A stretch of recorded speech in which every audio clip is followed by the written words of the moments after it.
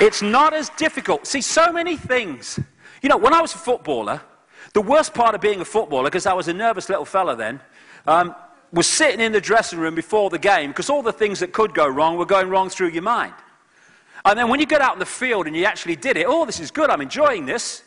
It's like when you sit worrying about going to the dentist for like 3 weeks. And then you go in and they says, oh, nothing wrong, it's okay. Oh, that's good, that was brilliant. What do you mean it was brilliant? You ruined your life for 3 weeks waiting for this. Everything seems worse thinking about it. I'll tell you from experience, speaking your truth, being your uniqueness is not as difficult as it seems if you disconnect from caring what other people think. That's the prison. That's the prison. Most people live in a prison of fearing what other people think. Therefore, they don't live their life. They live someone else's version of what they should be. Bugger that for a lark. Don't want to know, thank you.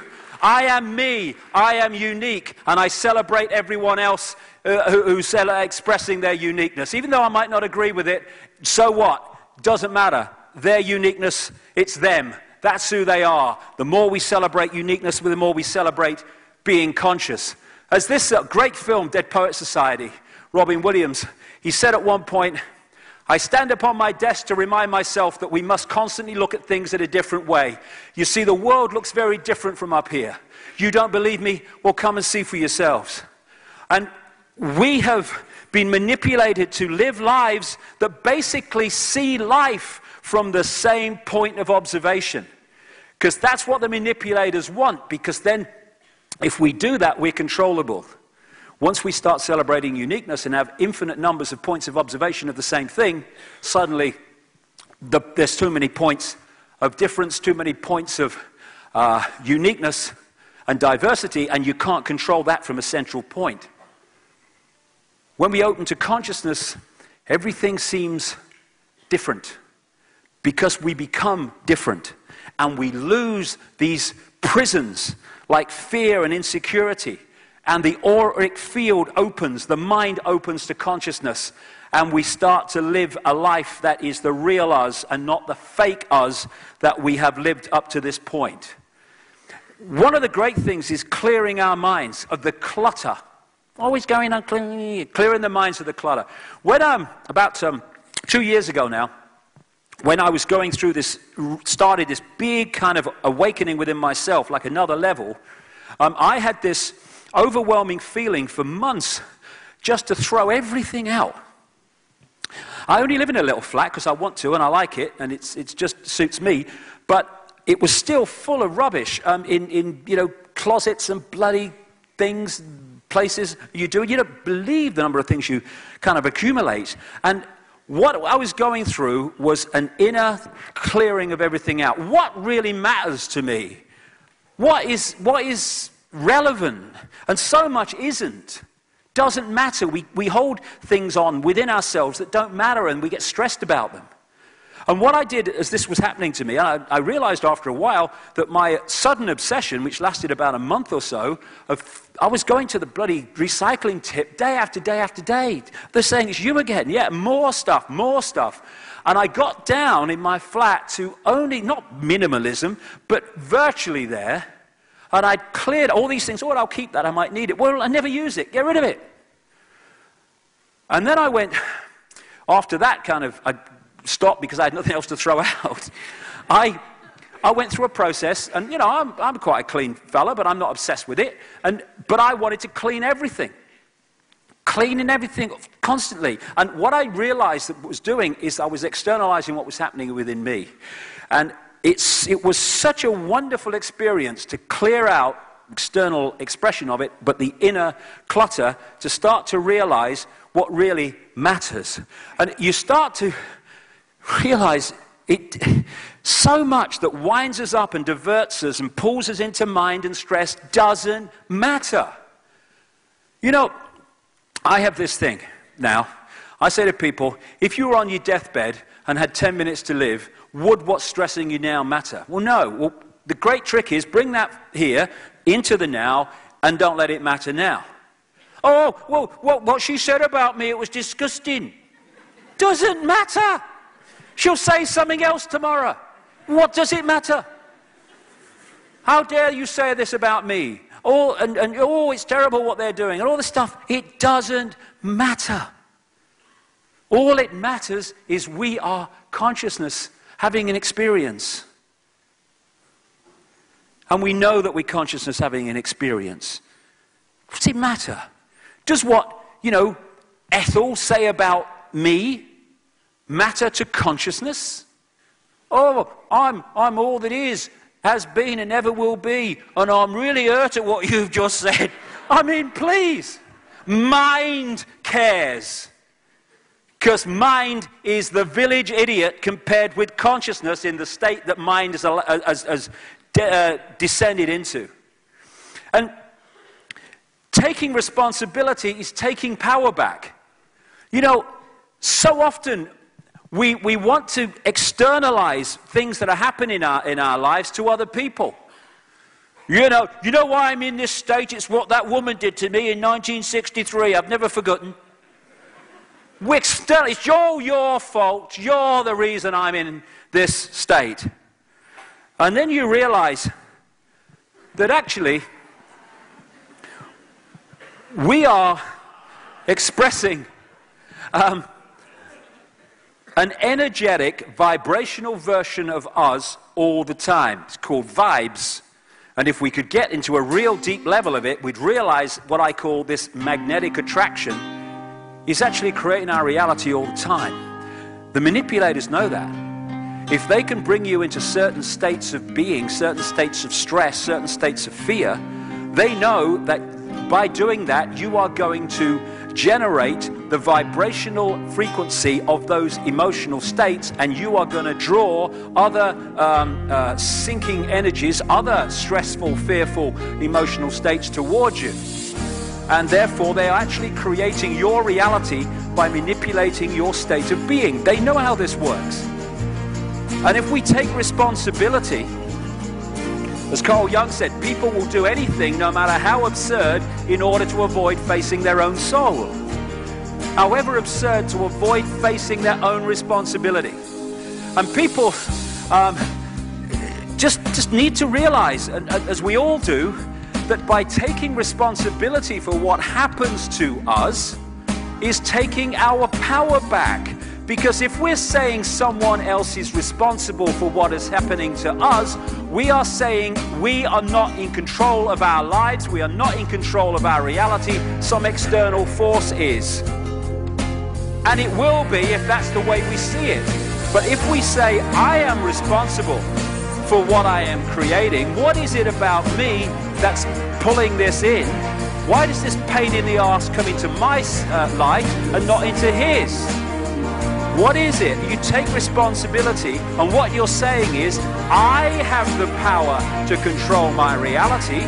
I've just got to take responsibility for what's happening and then realize why it's happening, and with that realization, the vibrational frequency I'm broadcasting changes, and we stop pulling that kind of thing into our lives anymore. We've changed our reality. I mean, many people in this room will know that when you go through a change of state of consciousness, state of awareness, state of perception, then many people go out of your life that were in before, and other people come in. Changes happen in your life. Some of them you don't like, but what it is, it's just the old life created by the old energy field, created from the old perception, breaking down so another one can come in. And it happens because when we change, our energy changes, and therefore what it attracts changes. Our experienced reality within the decoded holographic world changes, because we are in control if only we realize that and take it back. And so instead of blaming everyone else, because while we are fighting among ourselves and blaming everyone else for what's happening to us, it's just an individual reflection or expression of the energy that leads to wars on a collective level. And it's interesting, you know,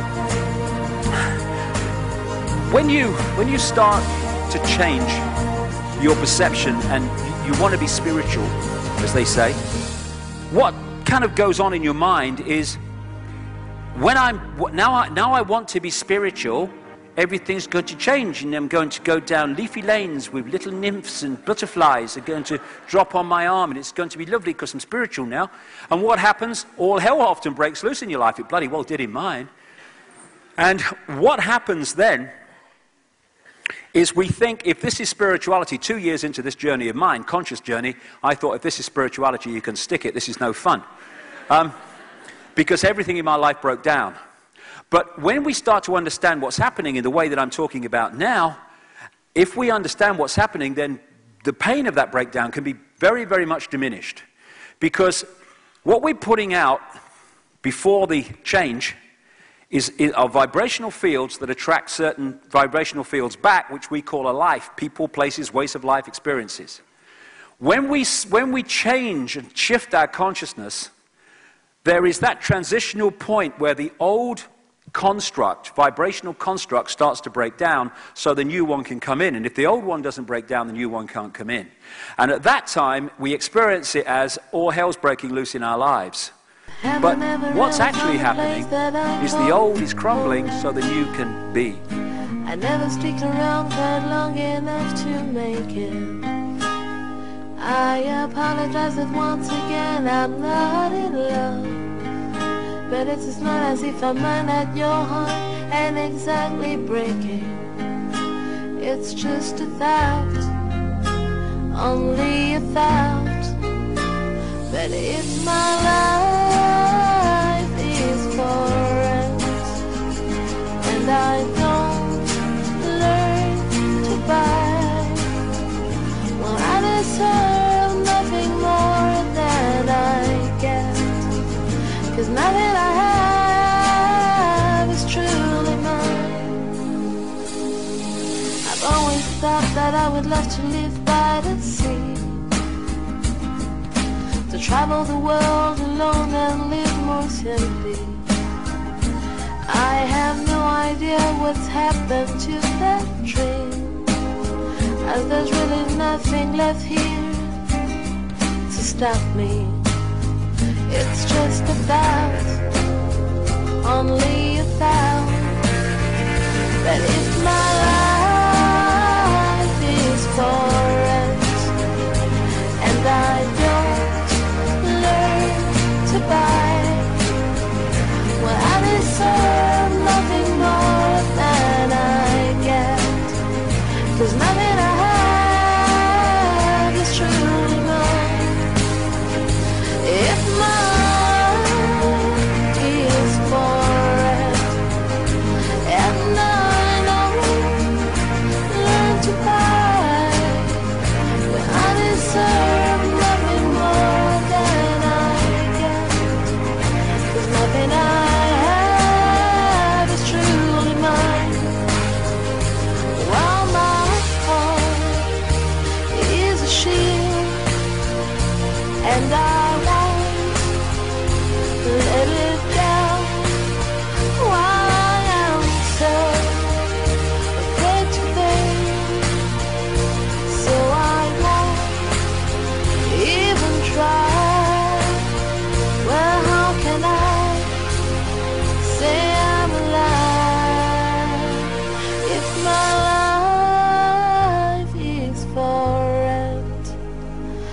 I don't learn to buy, well, I deserve nothing more than I get.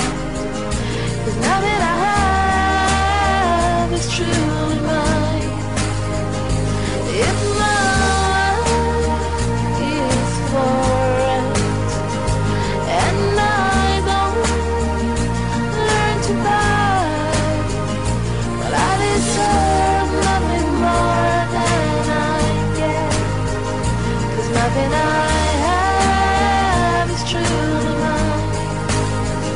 'Cause nothing I have is truly mine. 'Cause nothing I have is truly mine. 'Cause nothing I have is truly mine.